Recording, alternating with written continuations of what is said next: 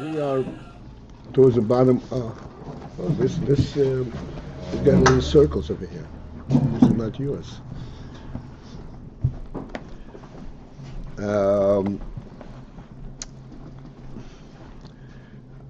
5 lines from the bottom, or 6 lines from the bottom.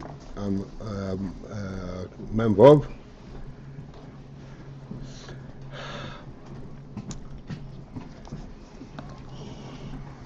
We are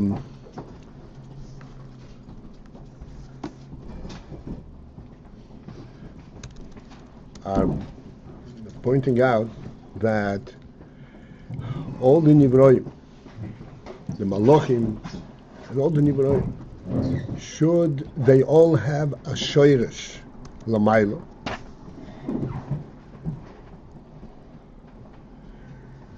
essentially, as we point out all the time, the Rambam says that yesh shom motzu rishi mamtzi kol nimtzu, that in everything that exists there is the effect of the motzu rishi. He's mamtzi kol nimtzu, even though it may not be always that obvious and that sensed. But nevertheless, that is where the truth is, and this is why the Nimtzoyim have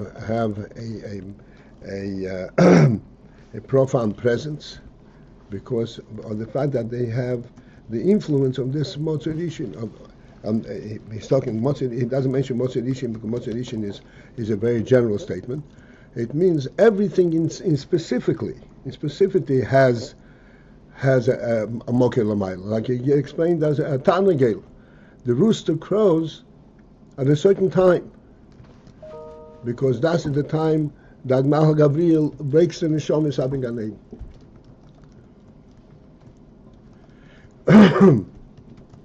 We shall still discuss this Inyan. This is a phenomenal Inyan. And this is what the Rambam writes, that Hashem Elikim Emes. Maybe I'll start at that line. Hashem Elikim Emes. Shehu levad emes ve'en le'achad emes lamitosei. What is the meaning of these words from the Novi? Hashem Elikim Emes. But the Novi is telling us it's not that he is Emes and not false. Emes is Hashem Elikim.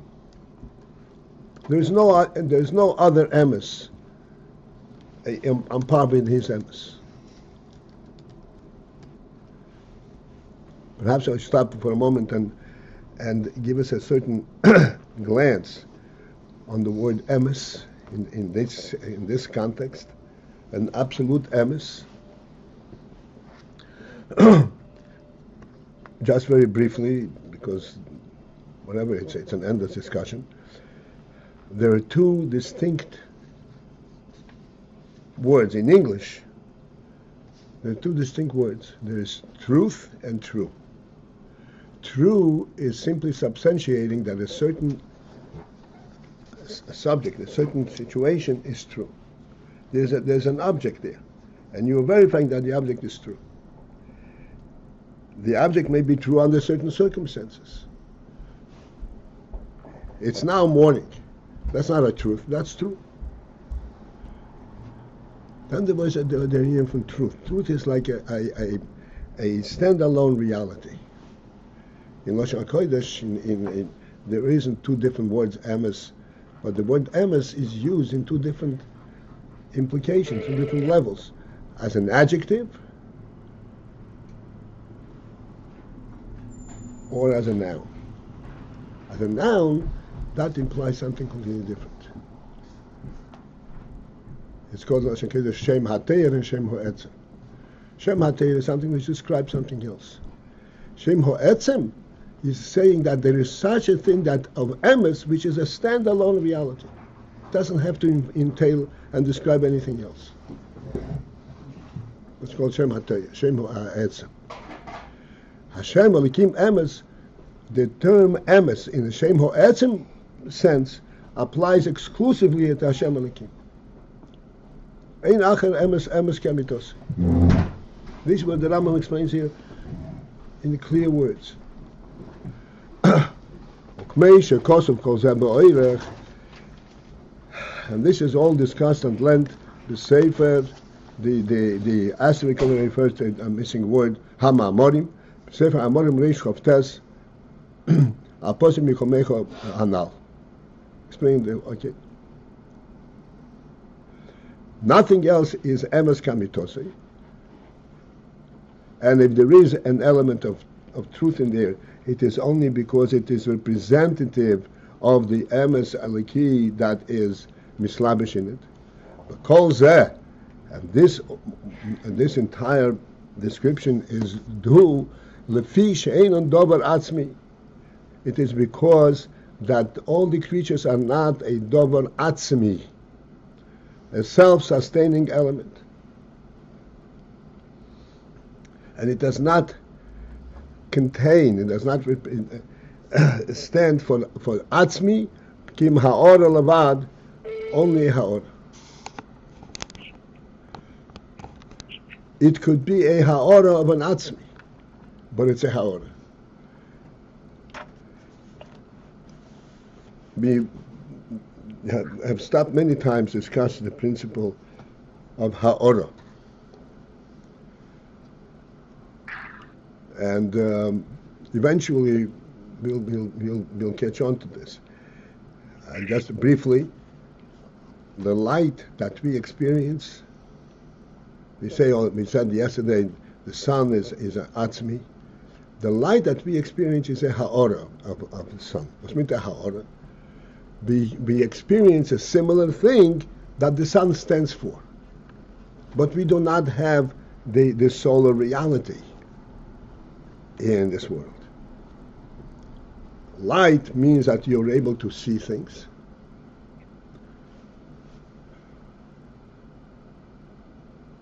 And I'll come back to this statement. And then we have a ha'ora of that element. Where is the ha'ora of the element of light? What does light mean? Perhaps Peter repeat this concept many times.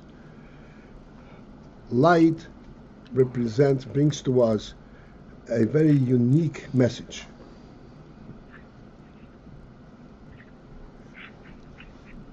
And that is that we can actually observe and relate and know physical objects without ever having to come to touch them, in contact with them.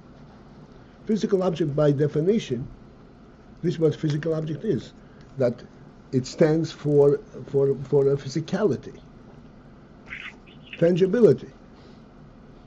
And here you're able to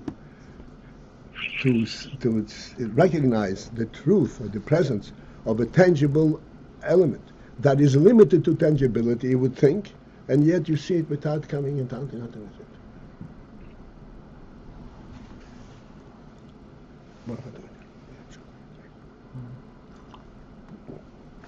What's the significance of this?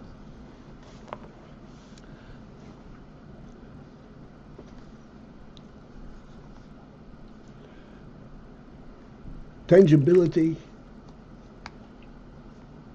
represents a reality, but a reality on a very limited level, which means that you don't know this presence until you actually encounter it. Before hitting it, it doesn't exist. That's what a tangible item is. It does not have what we call a fundamental a reality presence, a presence on the level that exists because it's a truth. It exists because of its functionality, because of the effect of its presence. It stands there, and you can touch it, and you can't walk through it because it blocks your movement. This is what tangibility is. This verifies and substantiates its existence. That is what its existence actually represents.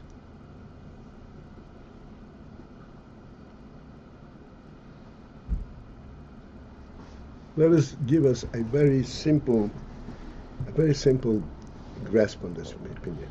On this. any logical statement, like we always say, 2 times 2 equals to 4. Now, 2 times 2 equals to 4 is a reality, a truth, a physical, worldly truth.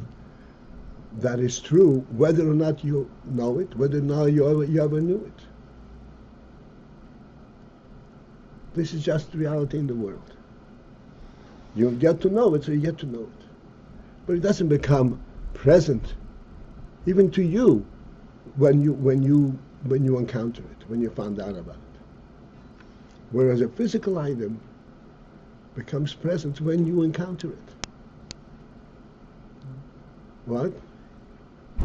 When you experience it, that's when it becomes true to you, because this physical item, you can move away and it's not there. 2 times 2 you can move away.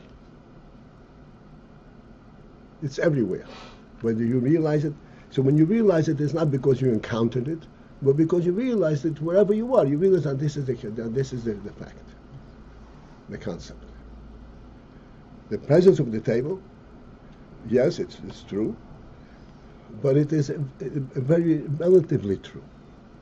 It is true in the place where it exists. It doesn't exist. It doesn't. Over there, this table doesn't exist because it's limited to tangibility, and if over there it doesn't affect you, therefore it doesn't exist. Not in an absolute sense. You'll get there, so it'll be there. But this is what it depending on tangibility, whereas visibility has a much broader reality. Visibility means that you can see this table from way back when, where? Because there's a certain reality, a certain truth in this table. Just to clarify, when you compare the concept of two times two to the presence of the table, the difference is that the table is limited to its limits, whereas the concept is like omnipresent kind of. Omnipresent, right. And the reason it's omnipresent is because it's inherent in the materials of the world. And now you're saying that visibility kind of allows the table to. Okay, so here's not right. Visibility allows the table to be present where it is not. Right. And I'd like to focus in on this. What is this? What is the effect? What does this tell us? This visibility relates to human intellect. They go hand in hand. Like we said many times. An animal, when he sees something, an animal also has a physical vision. But when he sees something, he's projecting what does it feel like. Because the visibility itself is not real to it. A human being is just the opposite.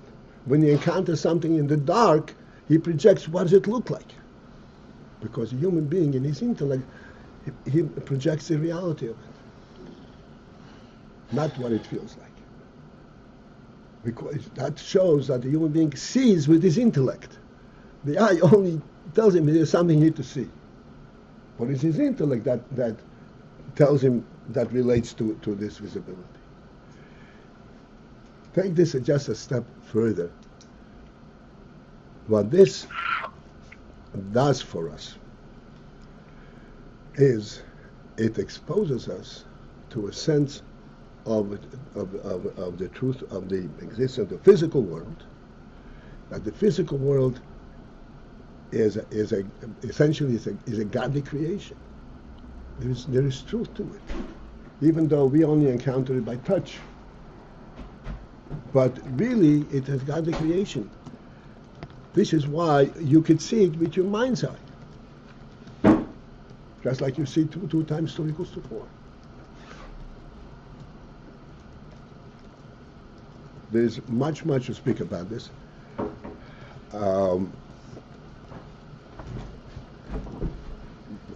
I stopped here to explain the principle of ha'or levad.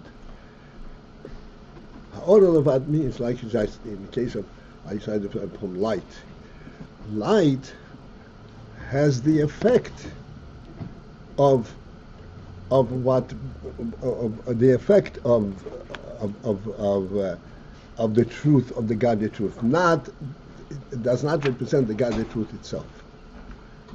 Practically speaking, you're able to see things from a distance. That kind of alludes to a godly truth.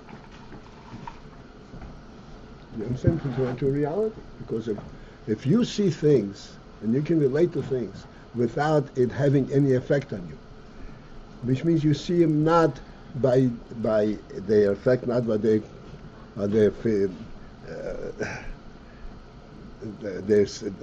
practical significance, but by their reality. Where does that reality come from? This is because it's a creation. It's a real creation. But it is only a ha'ora of the truth of where it's coming from. Because Hashem Elokim emes, Hashem is emes. Therefore, that which He creates has an element of emes.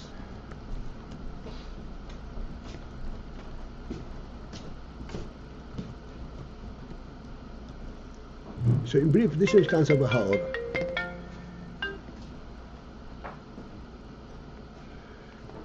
Okay, let's continue. The only ha'ora, v'lochein,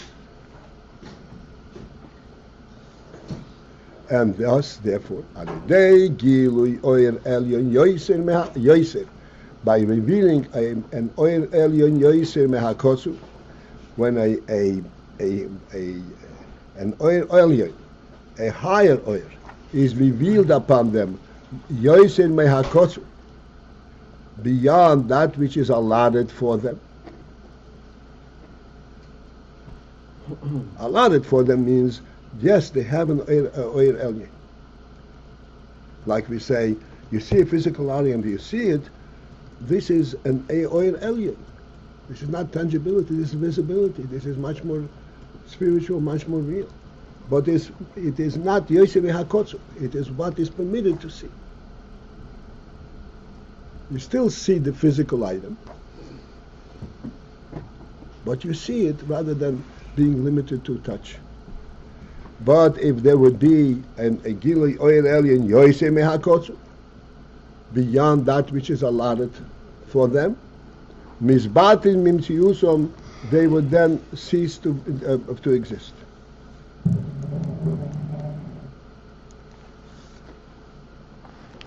They would lose their mitzias.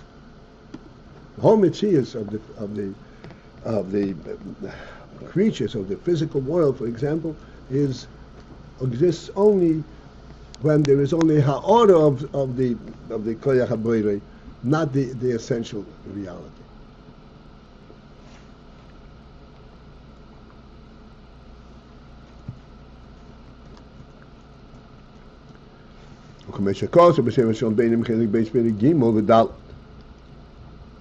As it says in Tanya, Beis, which is Shachar Yichud Emunah. The Alter Rebbe explains over there, Shehanivroyim heim rag si v'haora mehamokir hamhava. That the Nivroyim are merely a reflection of the mokir that creates them. Essentially, the Alter Rebbe over there presents a very logical presentation. It says like this, that all the Nivroim were created b'maimer, by Hashem's utterance, by a command, let there be. And the oisius of that statement are actually imbued in this creature. And the creature thereby represents what these oisius, when the oisius command him to be.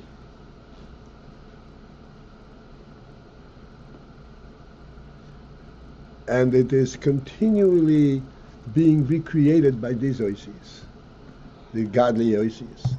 And if not for that, he would cease to be. Because the Alter Rebbe explains over there, at length I'm sure everybody learned, so I just want to allude to it very quickly. The Alter Rebbe over there explains it from this angle. Let us examine the difference between creation yesh me'ayin and creation yesh mi yesh. Kasher yetzel tzeiv kli, when a craftsman creates a keli, he doesn't create a keli from non-existent. He only reforms the material from which it's being built. Therefore, the reality of the keli is actually the material. The reason the keli continues to be is because of the reality of the material, not because of the form of the keli. The form of the keli can be changed at any time and can fall apart. But the material, this is what we say that. This is what stays on. But in Yesh Me'ayin, where the material, so to speak, is Ayin, there is no material. There is no material. It's created to be what it is. By godly will, by Oisius Adibur. Therefore, these Oisius have to be present there all the time in order for this creature to be. There is not a material of which it is made, it is only ha'ora. A ha'ora means a statement. So therefore they don't have a real presence of their own, except for the fact that they're currently being in order to be.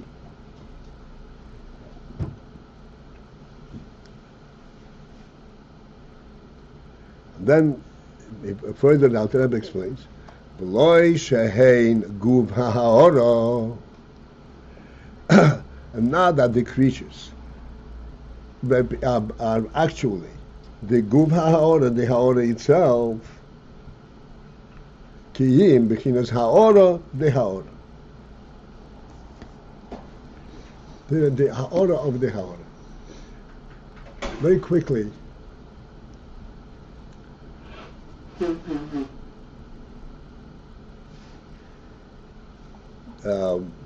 when you say a table, I say a shulchan. But the oisi is shulchan. This is what creates the table.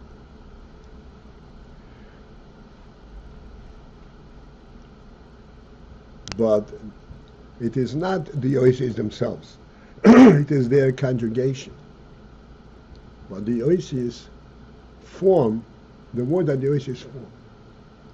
The word is a ha'ora de ha'ora. The oisis themselves are ha'ora. And the conjugated word that results from combination of letters, this is what is represented in the Nivra. This is called ha'ora de ha'ora. And then the Alter Rebbe says there is ha'ora de ha'ora and all kinds of this various different, many different levels in this.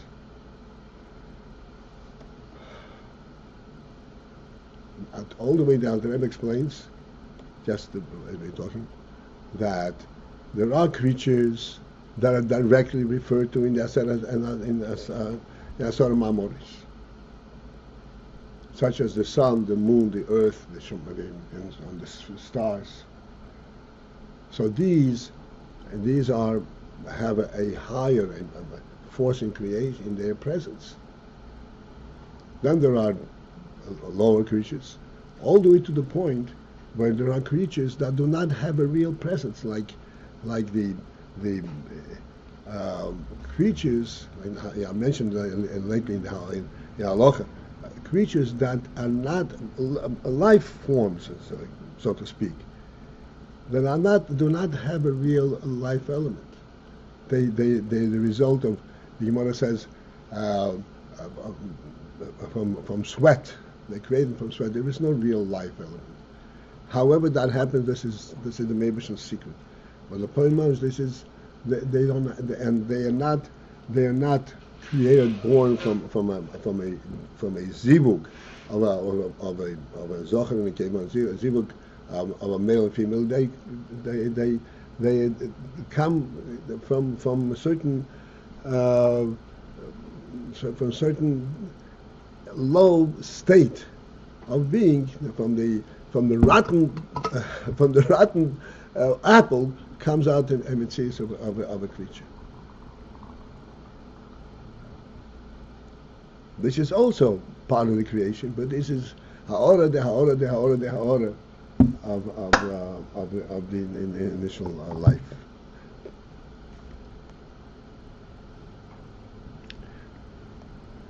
And this is why he says, if there would be a ha'ora, okay, yeah, okay.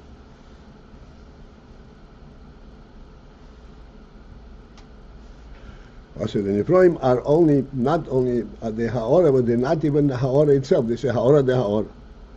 Oma shehein. Okay, we just go into the next line.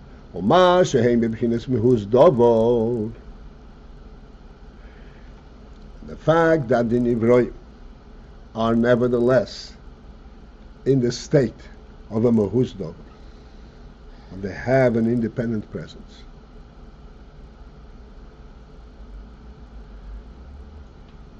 We are saying they only ha'ora, they don't have a real presence, but they are b'mchinas mehuz dover. You can actually touch them, you can actually see them, and they have a certain effect. Zehorak, this is only mashe nitfosim b'mitzius yesh behar goshoson. It is only that in their own sense, they sense. In their own sense, they have a Metzias Yesh, a presence. Behar Gosh Oson in their Hergish. But they don't have a real Mehuz Dover.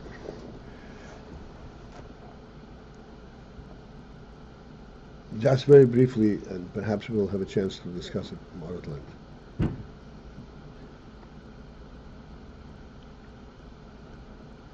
The Torah is extremely adamant, extremely serious, extremely strong in terms of preserving human life. So to speak, the paramount sin has got to be to take a human life. Nothing compared to it. And yet, an animal, you can go and shecht it and eat it. But it's also alive. And the proof is that if you want to take the animal to shecht it, the animal runs away. It doesn't want to be shechted. When the animal is threatened, it runs away and it fights for its life. Is it real or is it not real? If it's real, how do we take an animal and shecht it? We are actually taking a real life for our food.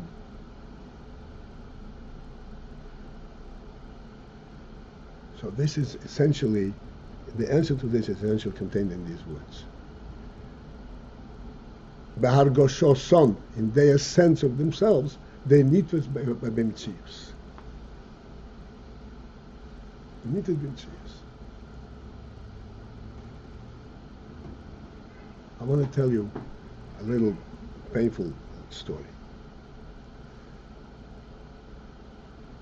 This is going back to First World War. In the First World War, it is also the Germans, but the Germans then were different kind of Germans. They also, Germans are Germans, but it was a different kind of Germans. There were many Jews in that army. So there was a Yid. I didn't meet him, but there was a Yid who was on the Russian side fighting the Germans. And it came to the point of hand-to-hand battle. The Russians are very adept at this hand-to-hand battle, especially the spear. This is their big thing. So there was a German soldier, and they were fighting, and he stabbed him. So the other one, as he's falling, he says, Russia, you evil person, I have a wife and children at home.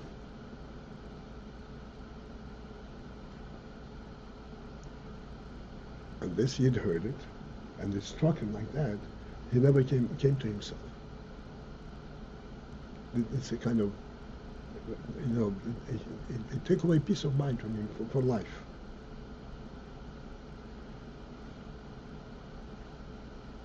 What does the story tell us? This man is being stabbed. He's fighting for his life. No, he's fighting. What does he have in mind when he's being stabbed? His wife and children. Completely different reality.